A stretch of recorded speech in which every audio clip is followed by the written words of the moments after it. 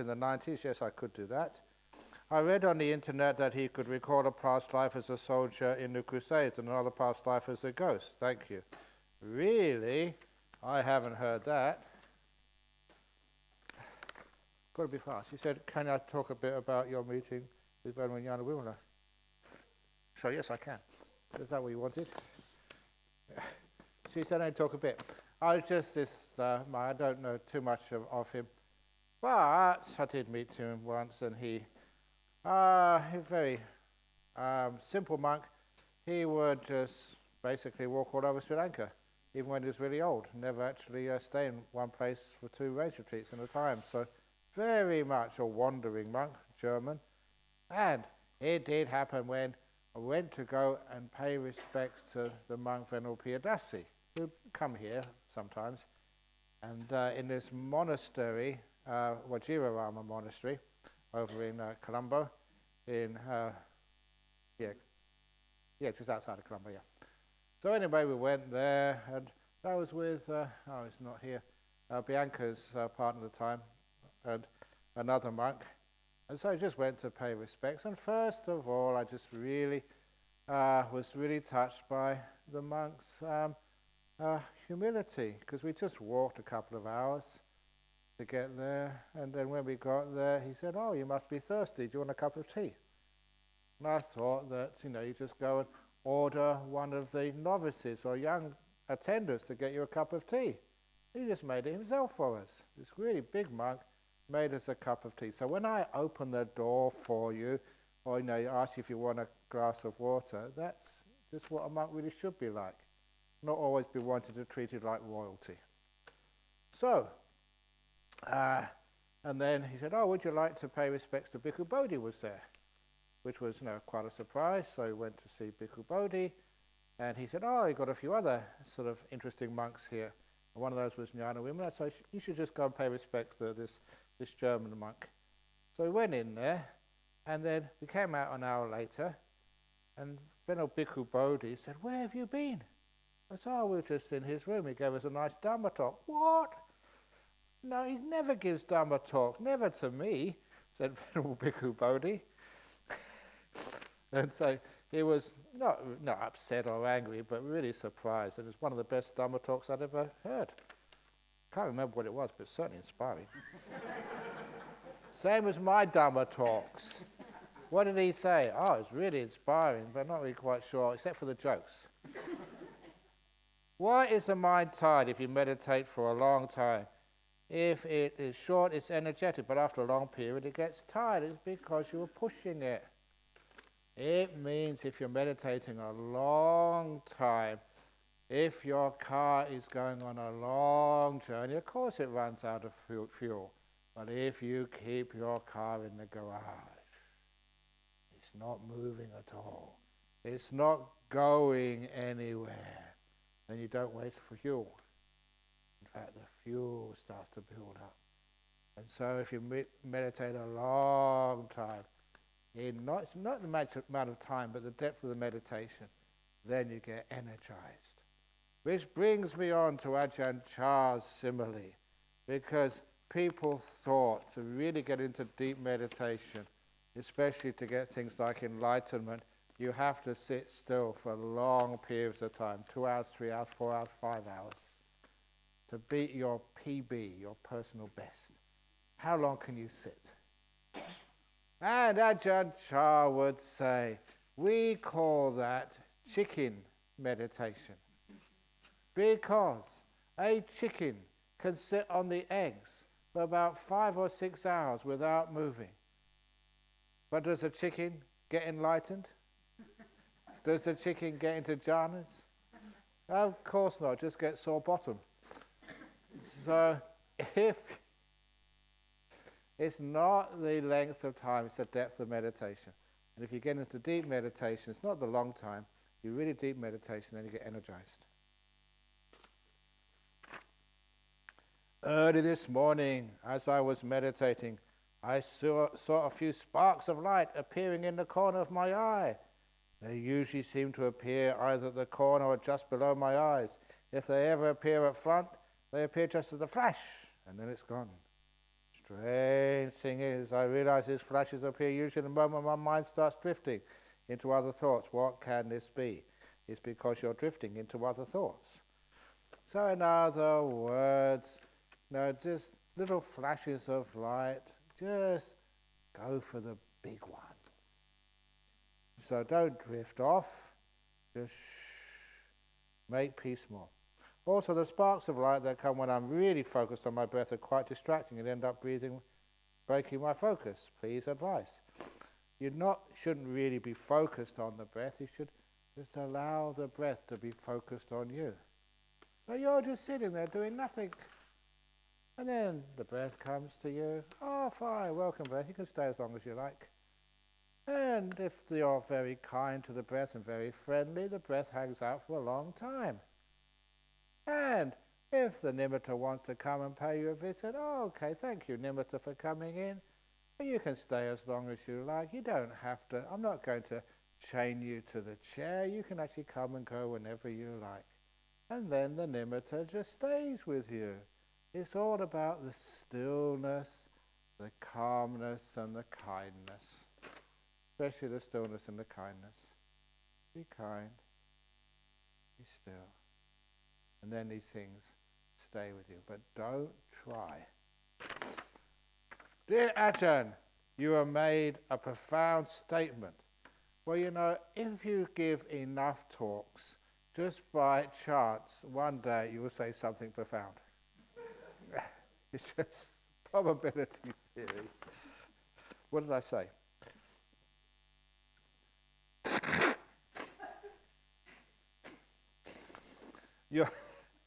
Your nimitta is dirty because your practice is poor. So long before we sit on the cushion, we must at least observe 5 precepts and learn to forgive others and show metta. Thank you. Yeah, it's not you must, but it helps. Helps enormously. Usually what is profound is something you don't understand. Because I was doing that when I was the sound of one hand clapping, your face before you were born. And I thought, wow, that is so deep. I can't understand it, therefore it must be profound. And then, when you explain everything, and people understand, oh yeah, Ajahn Brahm, yeah, but he doesn't go deep enough. Why? Because we can understand it. So be careful there. What is usually people say is profound is what they don't even understand. Is it possible to reach the first jhana when you hold on to attachments? I'm missing family now that I've been away for a few days. But are they missing you? Yay, he's gone! Woo, party, freedom. Just make sure your family cleans up before you get back. Well, we miss family, but you'll be much, much, much better with your family when you go home.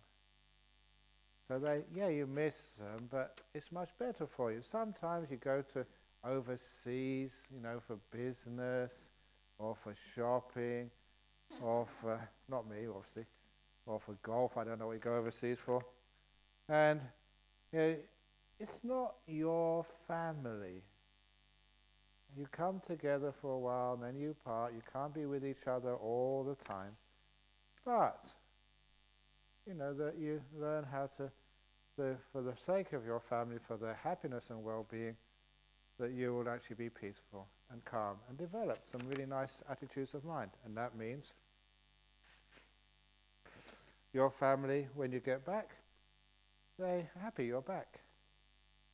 Because sometimes, you miss your family, and it's a waste of time if when you get back that you're worse than you were when you left. That's a waste of time. But if you're much better, of course it's a wonderful thing you've done for them.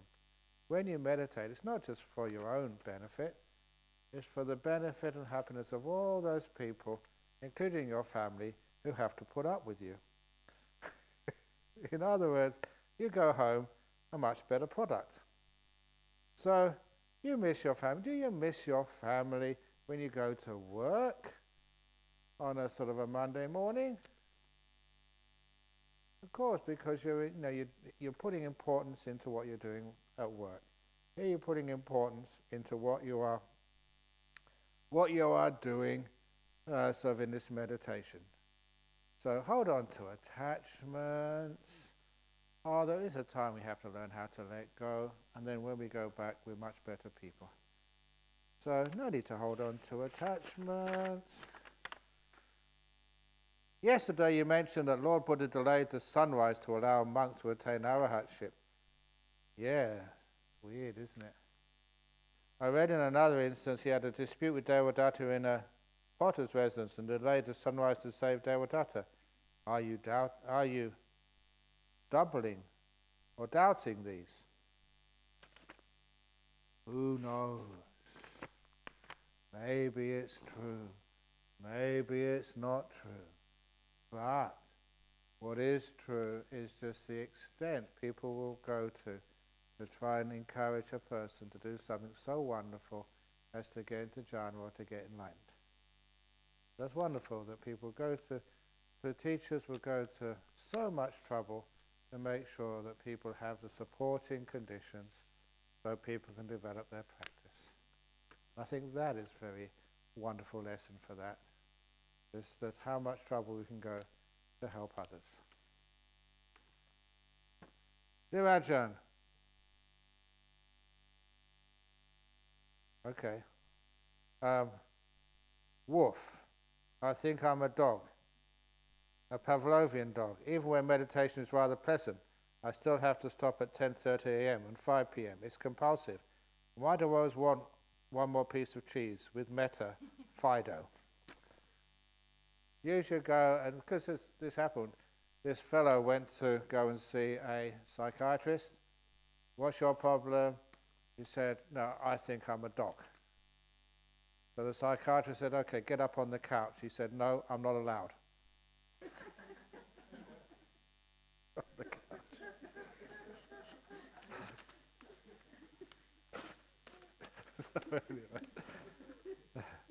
So you got in other words, the Pavlovian dog, in other words, when if the meditation is played, you still have to stop at 10:30 and 5 p.m. to eat. Where does it matter? Someone will save some food for you. And at 5 p.m. it's only just cheese or whatever. We can save some cheese for you. But even if you're really sort of bothered about that, we'll save you a bone. You're a dog, you said. Oh, just come over here and I'll give you a pat.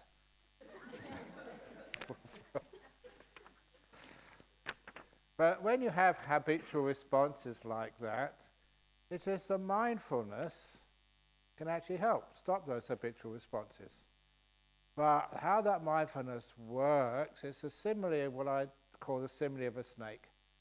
Not the Buddha simile of the snake, because in the jungles in Thailand, and there were jungles in those days, after the talks you'd have to walk back to your hut in the darkness. And there were snakes around.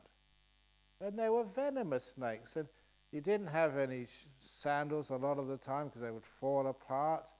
And the flashlights, if you did have a torch, a flashlight, the batteries were always dead. You couldn't see very much because it was legitimately poor. And so that it was dangerous. There were snakes around. So I always would tell myself, look, there's snakes around, it's dangerous. So when you were walking back, you didn't walk talking with somebody. You weren't sort of discussing or thinking about the deeper meaning of dependent origination. Your awareness was right in front of you on the path. And whenever you saw like a shadow, that's as much as you could see, just a shadow along the path. You didn't know whether it was a stick, whether it was a snake or what it was. So you'd either jump over it or go by another way. I was always on the lookout for the snake. That was why it never bit me. The same way that we always have little problems in meditation, like the habit of you have to stop at meal times or at tea times. That's a habit. That's like a little snake. So you tell yourself, I'm going to be on the lookout for that.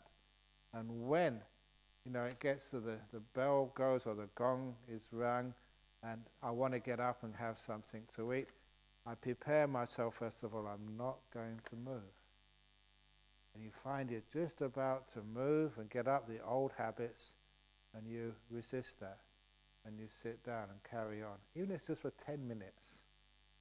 Now the food will still be there for you, but it means you just resist those habits.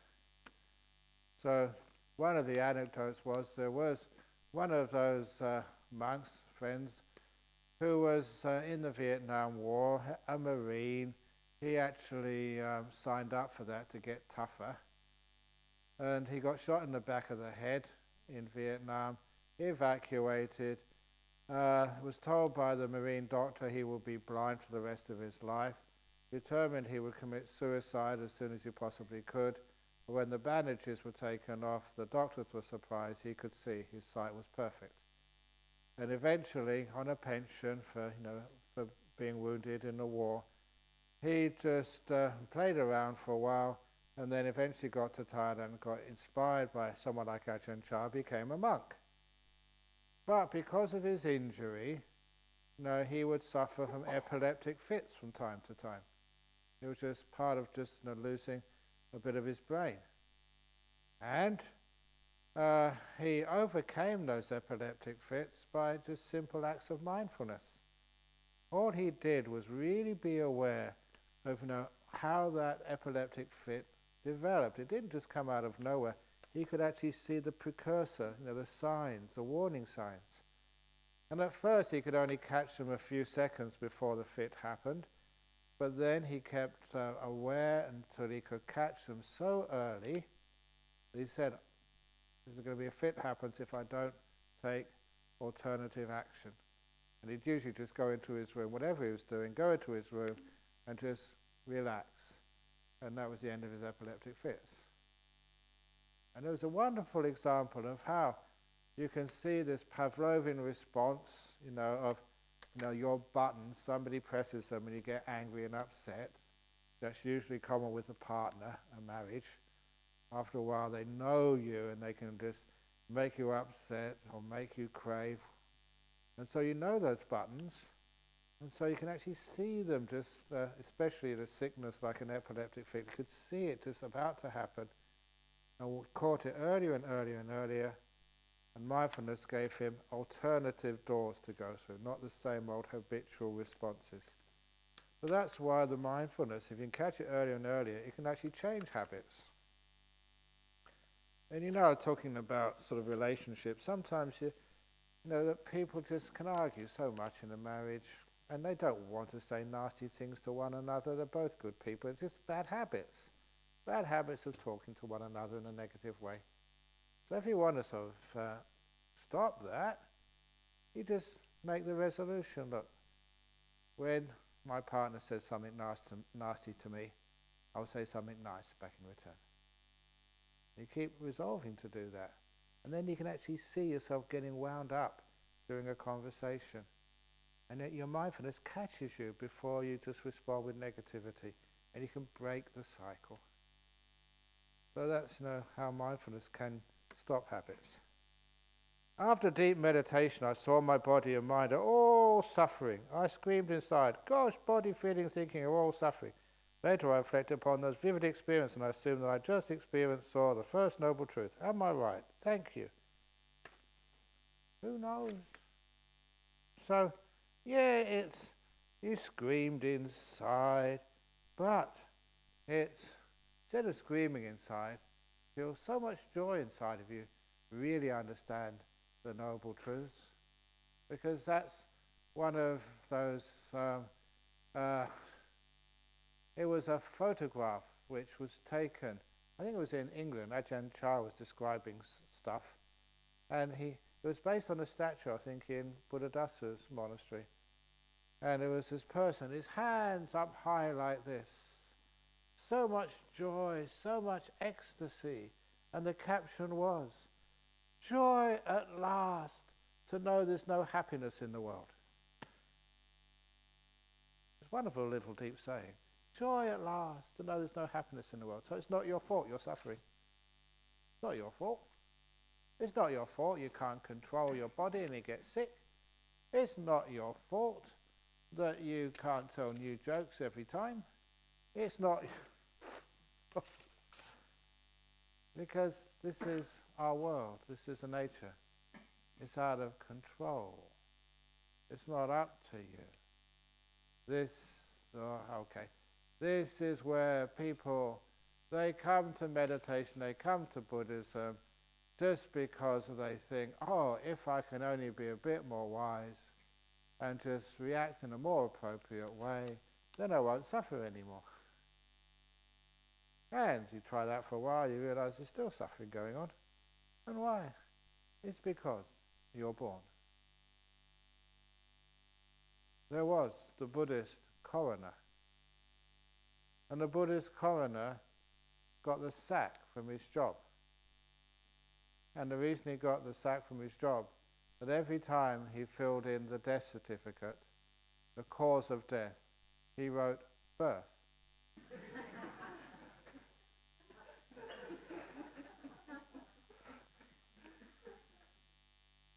So why did she die? Because she was born. That is incredibly deep. Which means the only way you can stop suffering is don't get born next time, stupid. Okay. Please explain in English metta, mudita, karuna and upekkha meditation. Please explain not at the speed of a Japanese bullet train, but the speed of an English tram. Thank you. Okay, we may be here all night because the train, a train or tram, the train is stuck because of snow. So English, metta, mudita,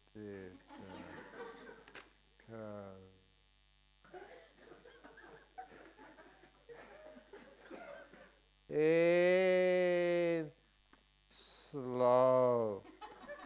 Metta is just, it's opening the door of your heart to all beings. In other words, it's just allowing them to be. It is not, may all beings be happy and well. Because if you're sick and someone comes up to you and says, I've been wishing you may you be happy and well for such a long time, you feel so guilty, such a failure, that after all this monk's chanting, that you're still sick. You feel such a failure. So metta is not telling you what to do, but it's saying, whatever you do, I will still respect and care for you. Which is one of the reasons why, whenever I go traveling and people say to me, have a good journey, I tell them, no, I will not follow your instructions. Who do you think you are to tell me to have a good journey? If I have a good journey, I'll have one because I want to, not because you tell me. And if I want to have a bad journey, that is my right. I will not be commanded by you. And when you say, may you get well, I say, what are you talking about? You know, you get sick. That is part of life, to be sick, and I demand my right to get sick. So butt out and stop telling me to get better. So you can see what happens. May all beings be happy and well. What happens there is you force beings to be happy and well. Why don't you let beings choose?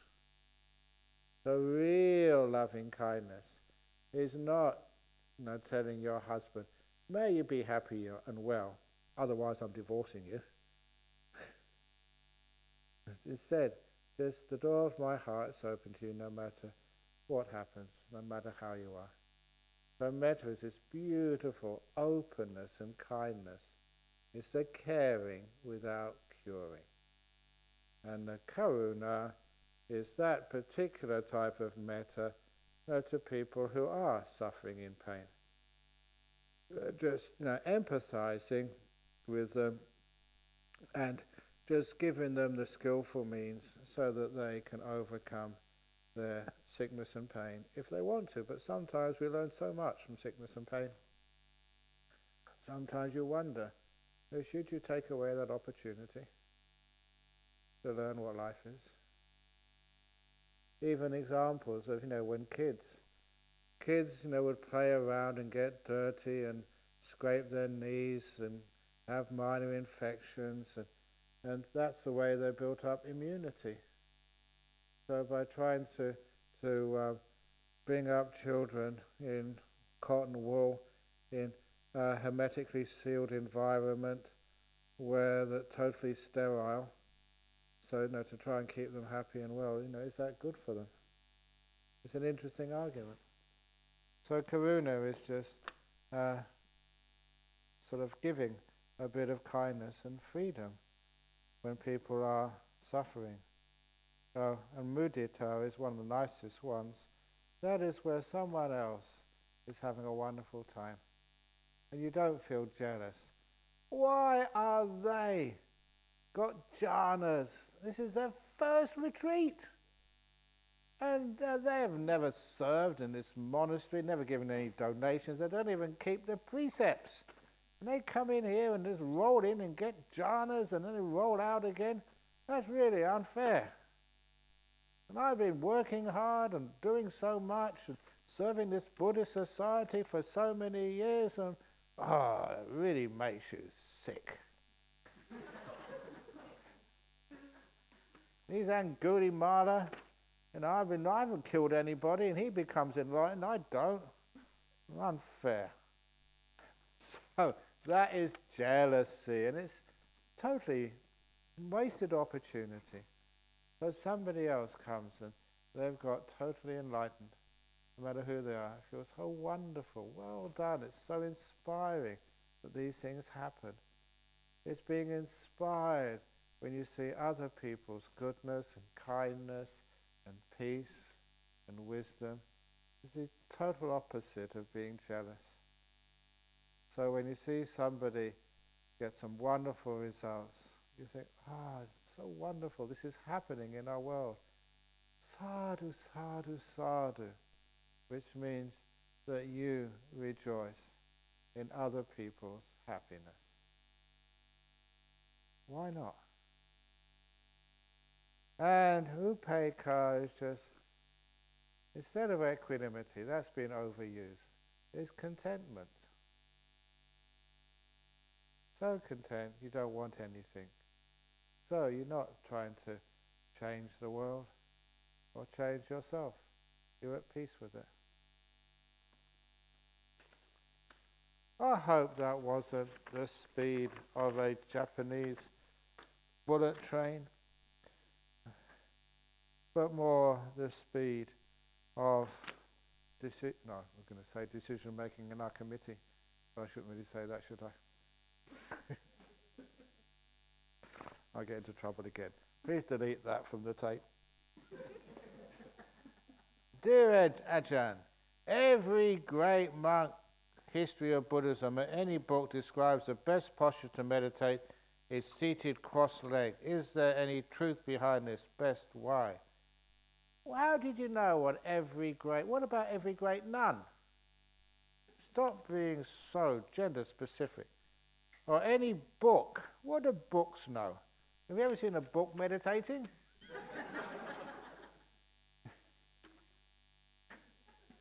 So, any great monk, history of Buddhism, no, the best posture to meditate, sitting cross-legged. Is there any truth behind this? No.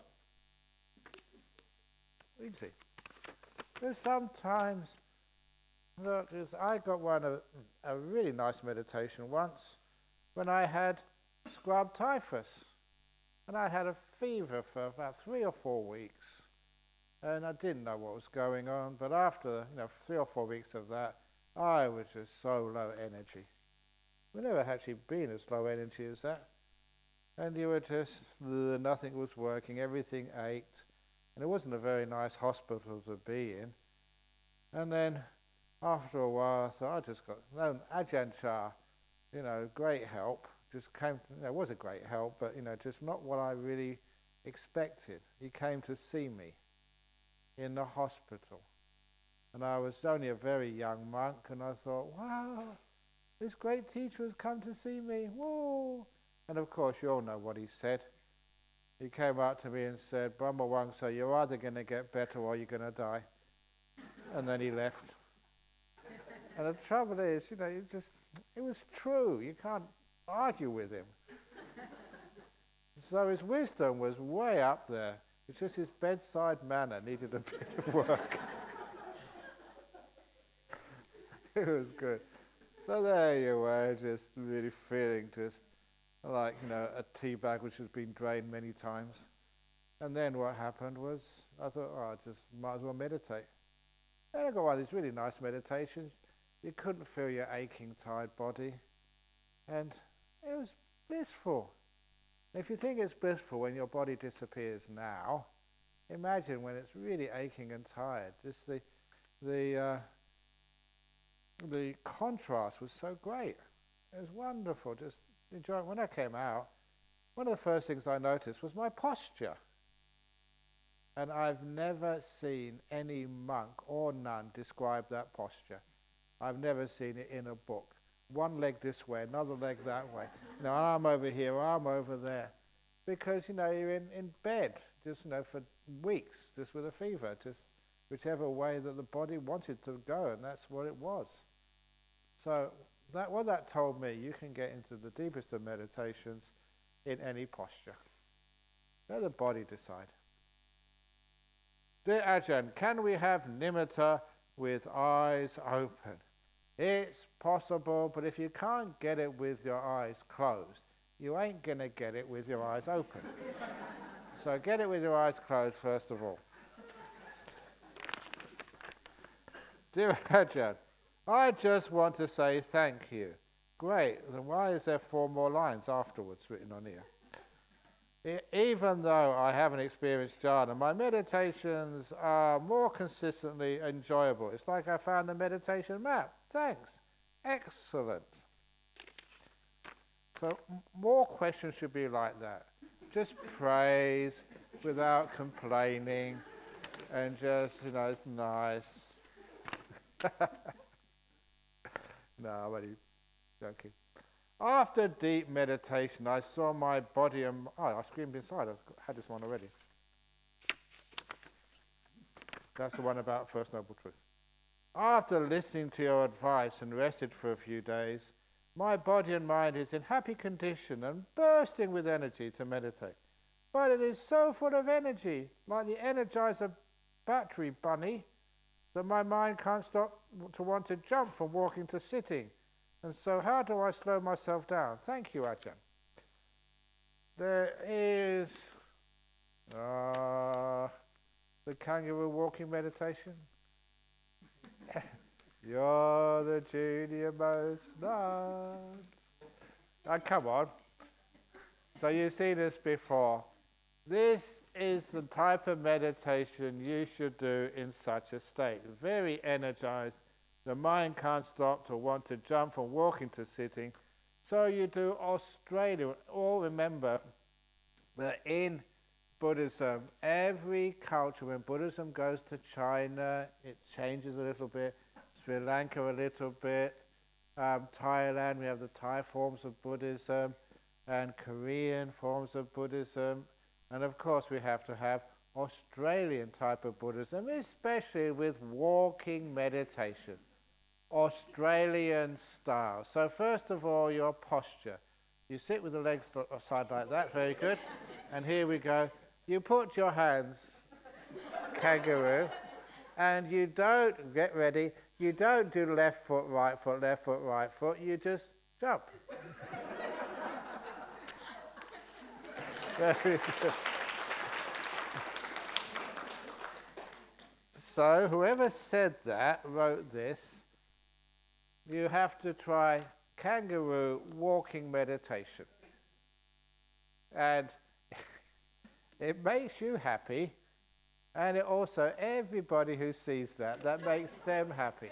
And that is a good example of karuna practice. Taking away people's boredom and making them happy. That's karuna meditation. You do that so everybody can see it. And of course I am not a hypocrite, because last December in Penang, that usually I ask someone else to do this, but there was no one else there. I was the only monk. And there was no nuns to exploit. So I had to do it myself. It's my karma, I suppose, my vipaka. So I got to the end of the stage and I did the kangaroo walking meditation. And I thought that was fine, except as soon as I started doing, I was focused in front of me, a few people got their iPhones out and they videoed me. And it's on YouTube somewhere. Ajahn Brahm demonstrating himself kangaroo walking meditation. So it's okay to have energy. You have to make use of it. If you know how to make use of it, it's like you have a Ferrari car, really powerful. If you really know how to use it, you can really use it so well. If the past predicts the future and we can let go of our past and forgive, does that mean we can change our karma? Yeah. Of course, you can change your karma. Otherwise, how could Angulimala become a total arahat?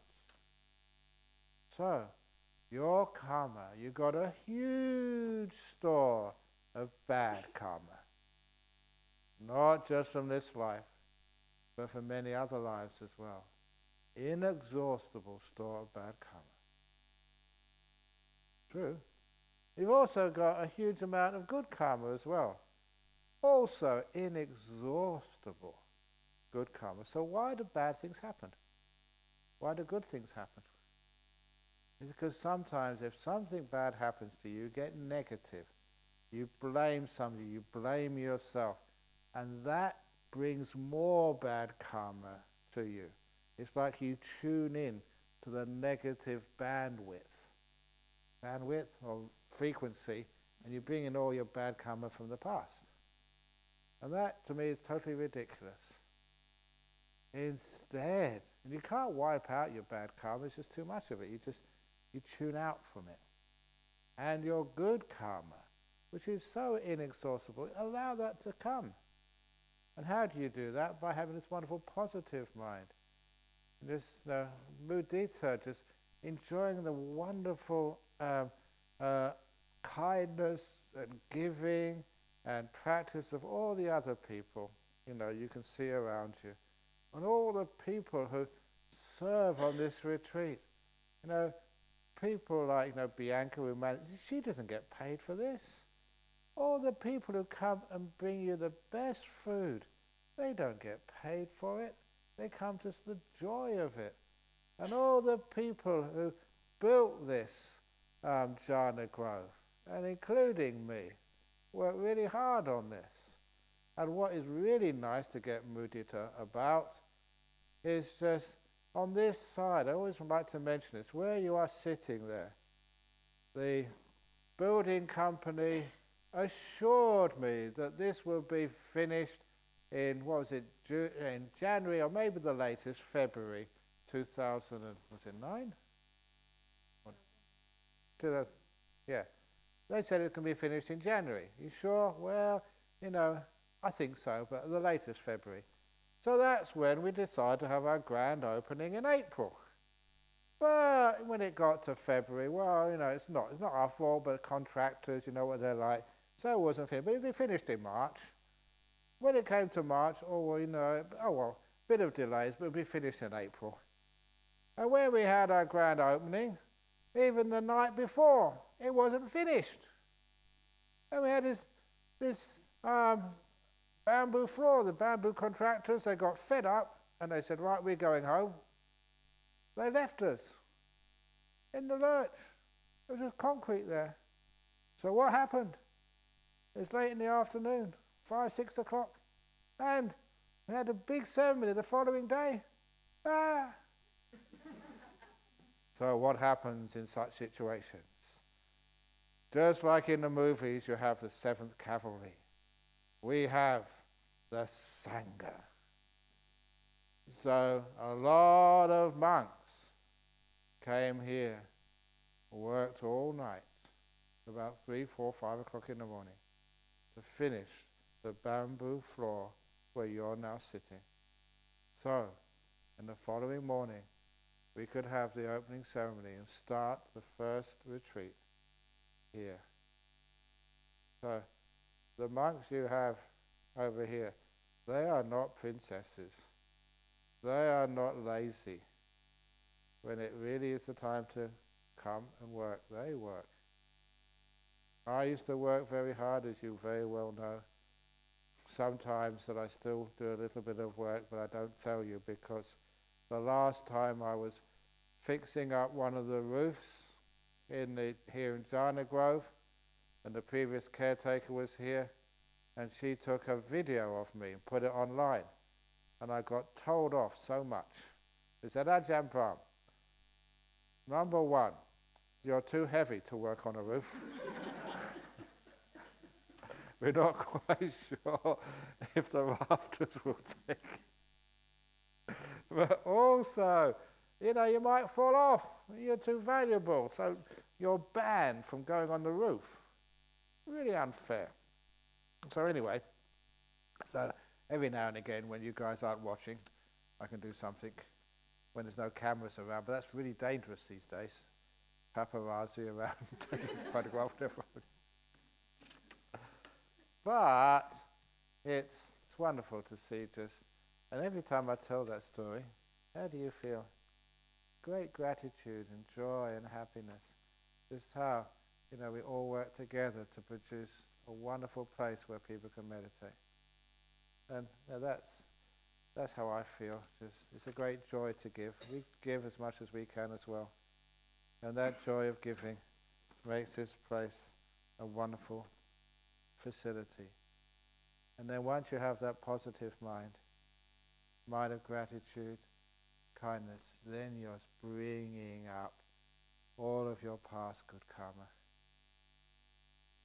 You're actually tapping in to joy, to gratitude, this wonderful positive, which makes you want to do good things, which makes you feel that you're not such a failure, which makes you start to get so peaceful and so joyful, healing sicknesses, taking away anger and other diseases, and you feel great.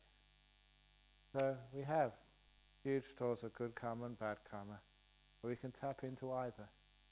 That is our skill. And eventually you get so skilled at this, you let go of all your bad karma. That's called streaming. The songs in my head won't stop. The past keeps reappearing. The fantasies are getting more and more creative. If those are not enough, my eyelids keep moving around. This is getting out of control. Please advise. Of course they're getting out of... I told you that. Stop trying to control them. Your songs in my head won't stop. Amazing. Those could be groundbreaking music. That could be the beginning of your new career. Sort of, just eat your heart out, Elton John. Your songs are far better. And the past keep reappearing. Amazing. So how far in the past can you go? See if you can go earlier and earlier and get your past lives. That'd be really cool. The fantasies are getting more and more creative. Amazing. Send them to Steven Spielberg. This could be a book, with marvelous ideas and fantasies about, and that's where J.K. Rowling must have started. She probably went to a meditation retreat and had all these fantasies about wizards and magic wands. So who knows? So, in other words, welcome them instead of trying to get rid of them. And when you welcome them, thank you for coming to visit me, then you don't feed them with negativity and you undermine their source of power, and they get less and less and less. The the monster who came into the emperor's palace, that's what works. I told that the first day. If you haven't heard that yet, and if people keep complaining, I tell the same story again and again and again. So, Emperor's Palace, the monster in the Emperor's Palace, that's what works. The more I meditated on just be, the more I opened the door of my heart to whatever there was, the more I felt lost and disorientated. But somehow my body was comfortable, and this was a sense of silence inside me. Excellent. Am I meditating correctly? Yes. When you first said about that, being disoriented and lost, I said, if you ever read The Art of Disappearing, that's the whole point of this, is getting lost. In other words, you losing your defilements, losing your wanting, losing your pettiness, losing your sicknesses, losing your mental illnesses, losing all these defilements and all your... So that's what we're supposed to be doing. Letting go means losing things. Which is why I said at the end of that book, the end of the forward to the book, so if you understand this book, then you'll understand that I wish you all get lost. That was my wish out of kindness. Your ego, your defilements, your wanting, your ill will, your sickness, lose them all. But sometimes people would come up to me and they said, look at you, you're just a muck, you're not contributing to the world, you know you had a great degree and you just really failed, you're a loser, Ajahn Brahm, because telling people they're a loser is supposed to be like really a nasty thing to say to people, you loser. When they tell me, oh, you're a loser, I say, thank you, well done, at last I'm appreciated. It's great being a loser. You know, losing all your worries, losing all your possessions, be able to go, losing all your responsibilities so you can fly like a bird.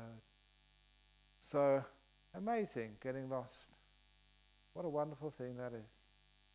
So when people call me a loser, I say, well done. You really understood the purpose of the life of a Buddhist monk or a nun. We're losers. And the more you lose, the happier you are, the freer of possessions and burdens, because you don't own your possessions, the possessions own you. You don't own your mobile phone, your phone owns you. It's calling at you now, give me some attention, important emails are coming, SMSs, got to check them out. You don't possess them, they possess you. So it's wonderful if you lose things. And of course, the greatest loser, the biggest loser. Who was the biggest loser? The Lord Buddha. Lost everything. So it's free. So we're not here to get more things. Ajahn Chah would say this often. You don't meditate to attain things. You meditate to let go of things. To lose things, not to gain them. You understand that? You understand the path of meditation. We're losers. Welcome to the Losers Club. Losing rocks. Okay. But your sense of silence inside you, amazing. You felt lost and disoriented. You're going to places you've never been before. That's why you feel disorientated. Things are disappearing. There are things like your body, things like even your choice. Look at this place. How much choice do you have here? The menu. Bianca, do you put up menus every morning and lunchtime? See what's on the menu. Of course there's no menu. You've got hardly any choice there. That's the trouble with choice these days. Choice is so confusing. Just like, there's a funny story coming on, because just like that migrant came to Australia and was taken to a supermarket for the first time. Never been to a supermarket before. And they saw this on the supermarket shelf, powdered milk. All you need to do is add hot water and you get milk just as it's fresh.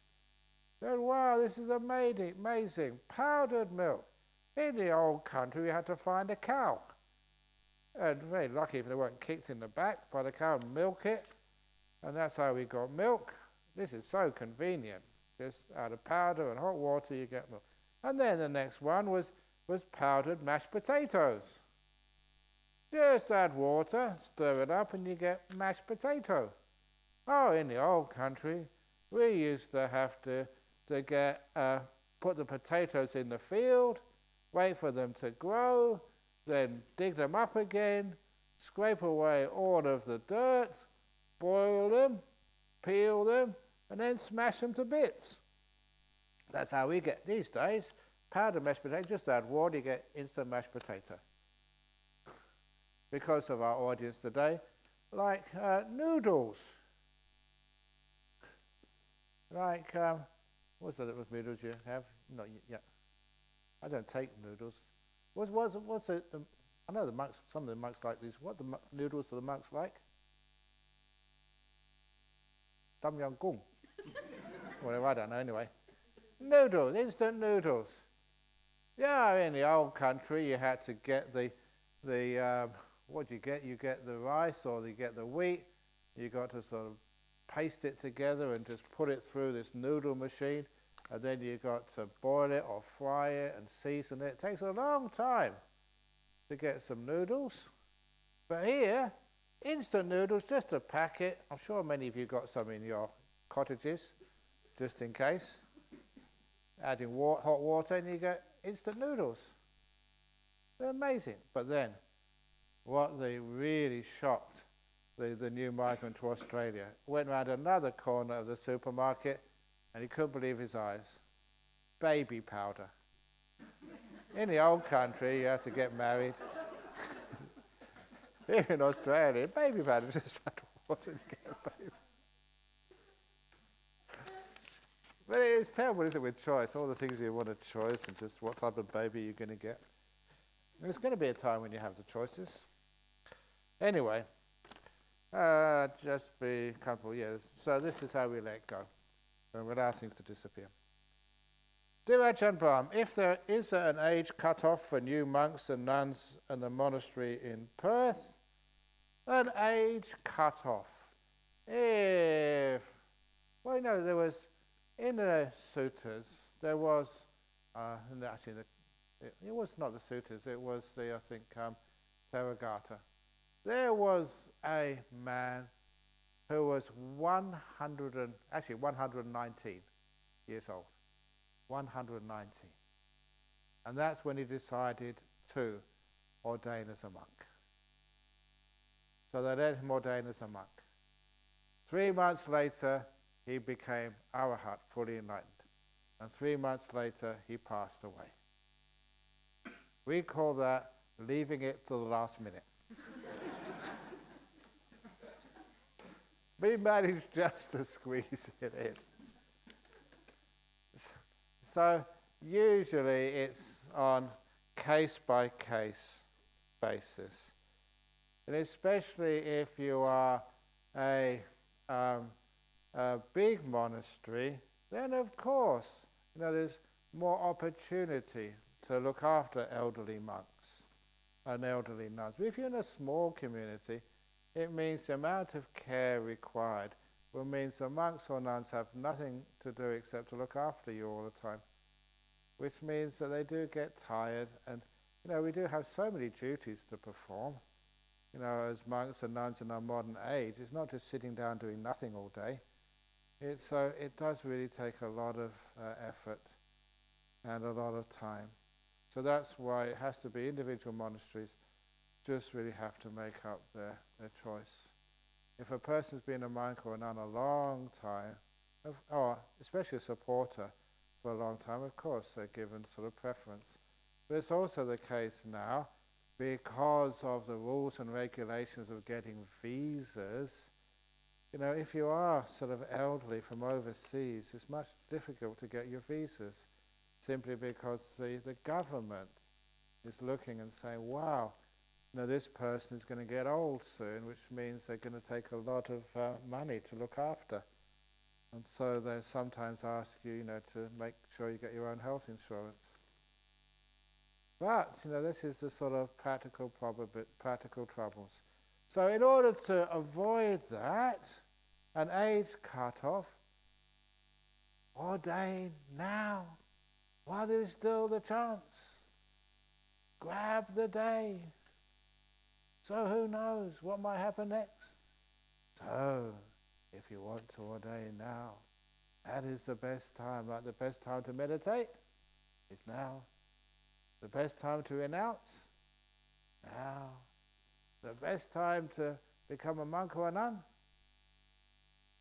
Oh, come on. Now. And people used to keep saying, what if everybody became a monk or a nun? Who would feed us? Now that is not a question anymore. I've seen these robots being built in Japan and Korea, and they can look after you, they can feed you, they can do everything. So it's great, we don't need. And driving you to appointments, we've got driverless Uber cars, so we don't need actually anagarikas anymore. Soon they'll be just not necessary. If the monk needs to go to Nonamara to give a talk, we just get our Uber car and type in Nonamara, and we go and meditate in there all the way to Nonamara temple, and then we just give the talk. We can come back. We don't need anagarikas. Even people serving us food, that can we just press a button, and then we get the food. And what else do we get? If you want your chanting, because people sometimes they need some chanting because something is happening in their life, you just get like the drive-through, and that's just like McDonald's, but this is Brahm's, and you have the selection there. What do you want the chanting for?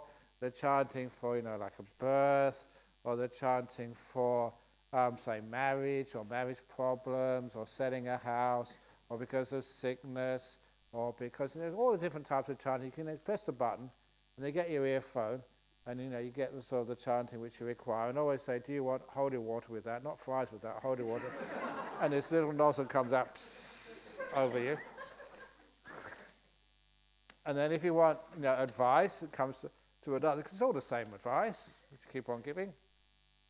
So you press, because the meditation, you haven't got the jhanas yet, or how to deal with nimittas, so nimitta problems, you press that one, and you get sort of the same, the still forest pool, and or you get sort of too much thinking, the monster in the emperor's palace, you press that one, and you get really depressed, the 2 bad bricks, and so you have all the different stories, you just press there, and at the end, you just give your donation, and that's done. Wouldn't it be wonderful? That'd be 24/7. You wouldn't have to worry about, this poor monk is getting tired, or there's not enough monks available today. So that'd be the automatic monastery of the future. So all the time, the monks would just be meditating all the time, and the nuns wouldn't have to do any cleaning or any washing up, because that would be done by the robots. Wouldn't that be wonderful? I think that'd be a wonderful a future for monastic life. You don't say, but I think it's quite attractive. To work hard for you. No, you need to do the personal touch. So the age cut off for new monks and nuns at the monastery in Perth. At Bodhinyana Monastery, we don't have an age cut off. So it really depends on can we handle it or not. So the monks, we talk amongst ourselves. And especially if the person has really, really, really, really looked after us for a long time, and then they want to come and live, okay, they served us, we've got gratitude. as far as we possibly can. But sometimes you can't do anything. It's just too much. Even it hasn't happened, but there was one person who was in a prison. We were trying. This is interesting stuff. We were going to visit him in prison, and he was a really, really good person. He kept his cell so clean, had a Buddha statue, meditating, just no TV or anything, just studying Dhamma and meditating just so much. And then he was coming out for parole, and he said, well, can I come and stay at Bodhinyana Monastery and just become a monk? And so we checked, they checked on him, and he was a child sex offender. And we talked with the lawyers, and they said, can't do it, because of the insurance wouldn't cover you, and because the insurance wouldn't cover you, to have all sorts of difficulties and problems. It was just so disappointing for me, because of the fear we have, that it meant that he wouldn't be able to be around for dhanas and kids playing around. He wouldn't be able to do that. So there was a person whose karma just was not good enough in this lifetime because of an act which he had done for actually ordaining as a monk. For me, I felt sad about that, the forgiveness and the fear, which was enshrined in law. You couldn't give him a chance. And apparently from all the monks who visited him in jail, he was just an amazing person. And chance of reoffending again was pretty zero. But we were constrained by laws and regulations, the just in cases, because if he did offend, basically that the courts, the state would basically just take all the money from Buddhist society, would close down. Difficult situations. I don't know, sometimes the regulations, they're supposed to safeguard, but sometimes we're not allowed to take risks, calculated risks. That's what I feel anyway. But anyway, so that is, if your age, then it really depends. The nuns' monastery is just starting out, so I think they have an age limit of 50, but you see, Venerable Gotami got under the radar. So she managed to get in and become a really, really inspiring, good bhikkhuni. So it really depends. One of those things which are indeterminate. So, but still, even so, that we're still building huts whenever we can. There's no end of people wanting to become monks these days, and nuns as well. And that is one of our problems. And again, because of bushfire regulations, for those of you who know, 1991, we had a big bushfire came here, a crown fire, 46 degrees centigrade before the fire came. And I was there at the time. Trees, boom, exploding, uncontrollable in the afternoon. And we were fine. None of the buildings were destroyed. And so they're very well built. And so sometimes we say, well, just build these things. I think it's more important, like having the opportunity for to have monks. If some of them get killed, well, that's a risk worth taking. We don't really sort of die, we just get reincarnated, that's all. So we're so risk averse to death. It's okay to go surfing and swimming in the ocean and get bitten by sharks, but we're not allowed to build huts in the forest because of the lesser danger of bushfires. Anyway, I'm just moaning and groaning and whinging. I have to whinge because that's my character. English. Okay, so that's enough for this evening. So hopefully that we have all sorts of different questions here, and hopefully that some of the answers are okay for you. And It is usually when we do these 9-day retreats, there's usually one evening I disappear so that you can ask the question of the nuns. So remember, Venerable Sisters, there's no such thing as a free lunch. So usually it's a Friday, I go in on a Friday, but this week I'm going to go in on a Wednesday evening. It was just a big ceremony for Buddhism in the Parliament House.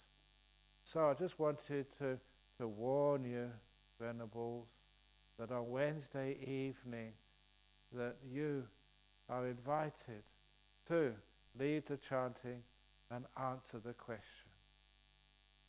So that you have exactly 2 days to get enlightened or get lost so people can't find you on Wednesday evening. And no need to be afraid, because it's a wonderful time here when people, they see you here, they really respect you and they want to find out about you. And they don't ask difficult questions, it's usually nice interesting questions. Why did you become a nun? What's happening in Santi Monastery, where Jit and Jaya are from, and how's it going there? How's your ordination progressing? Because when people get to know you, they get inspired. So that'll be happening on Wednesday evening. Okay, so you've got 2 days either to get enlightened or plan your escape. No, they're all very, very good teachers. So, sadhu, sadhu, sadhu. Okay.